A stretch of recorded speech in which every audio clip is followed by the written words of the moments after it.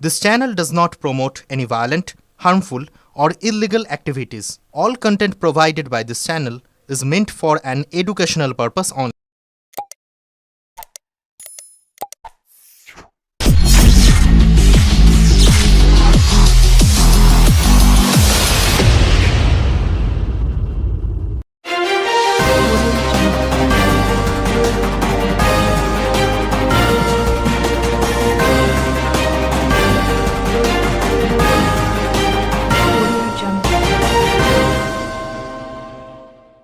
ক্রেতা সেজে কেপমারি শ্রীরামপুরে সোনার গহনা নিয়ে দৌড় দুষ্কৃতীর।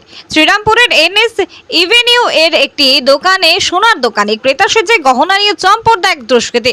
বৃদ্ধ দোকানদার সুনীল দত্তকে বোকা বানিয়ে প্রায় 4 গ্রাম ওজনের সোনার হার, যার আনুমানিক মূল্য 45,000 টাকা, সেই হার নিয়ে দৌড় দেয়। শ্রীরামপুর থানার পুলিশ খবর পেয়ে ঘটনা তদন্ত শুরু করে সিসিটিভি ফুটেজ খতিয়ে দেখে দুষ্কৃতীর সন্ধান করছে।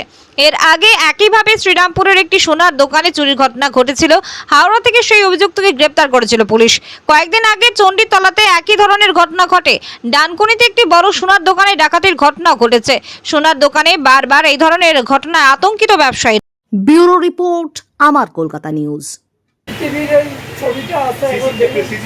সকালে এক ভদ্রলোক এসে বলে আমি একটা চেন নেব। বেলা তখন এই 1:30 পৌনে 2 বাজে। আমি বললাম যে দেখুন নেবার হলে পরে তবেই দেখাবো, নচেত নয়। তো উনি বললেন যে দেখুন দামটা কত হয়, আমি আপনার বাজেট কত। উনি বললেন যে আমার 50-60-এর মধ্যে হলে হয়ে যাবে। সেই অনুযায়ী ওনাকে বিকেলে আমি আসতে বলি যে 4টে নাগাদ আসো, আমি 2টোয় খেতে যাই। 2টোর সময় খেতে গেলে আর আপনাকে আমি দেখাতে পারবো না। ভদ্রলোক যথারীতি আমি বন্ধ করে চলে গেছি বাড়িতে। খেয়ে দিয়ে এসছি, 4টের সময় এসছি, 4:30টায় আমার এখানে ঢুকেছে। ঢুকে চেনটা দেখে এবার এটা দেখছে, সুটা দেখছে, ও দেখছে, বলে একটু হালকা দেখান, ভারী দেখান। আমি আমার কাছে আর নেই, এইটা আছে, এইটা নিলে হতে পারে, নচেত নয়। এইবার ওইটা দেখে বললো হলমার্কটা কোথায় আছে। আমি বললাম এর গায়ে হলমার্ক আছে, হলমার্কটা খুব ছোট্ট জায়গায় লেখা থাকে। এইবার উনি আমায় বললেন আমি হলমার্কটা একটু দেখতে পারি। আমি হ্যাঁ দেখতে পারেন। তো মোবাইলের দিয়ে লাইট দিয়ে হলমার্কটা দেখছি এইখানে বসে।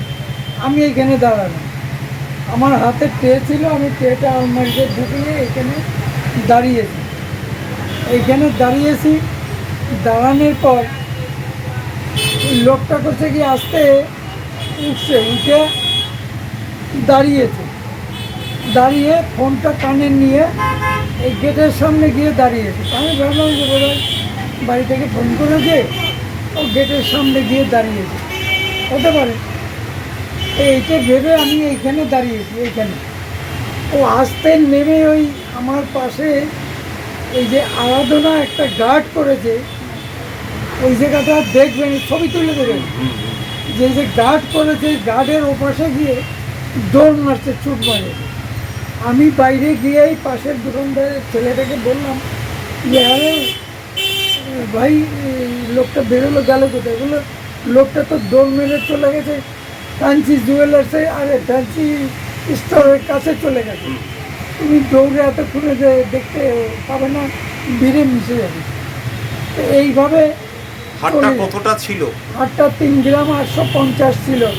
নেয়ার অ্যাবাউট ওই 42-45 হাজার টাকা দাম। পুলিশে জানিয়েছেন? পুলিশে জানিয়েছি, বড়বাবু এসেছিল, এসডিপিও এসেছিল,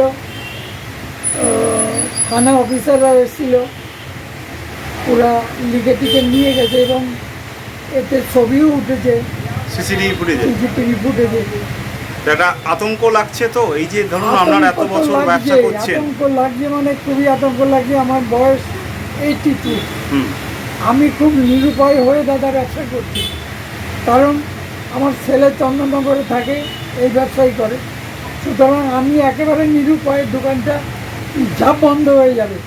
এই জন্য আমি এটাকে অনলি ফর মানে মেনটেনেন্সের জন্য এটাকে আমি ধরে রেখেছি, যে আমার হাতের সৃষ্টি, আমি তৈরি করেছি, বন্ধ থাকবে দোকানটা, এইভাবেই খুলেছিলাম। এবং এই খোলার জন্যই কি চাইছেন এখন কাকাবাবু? চাইছি যে পুলিশি ব্যবস্থায় যদি আমার চুরি যাওয়া মালটা যদি আমি ফেরত পাই, সেটা কর্তৃপক্ষের কাছে আমি জানাচ্ছি আর কি বলবো।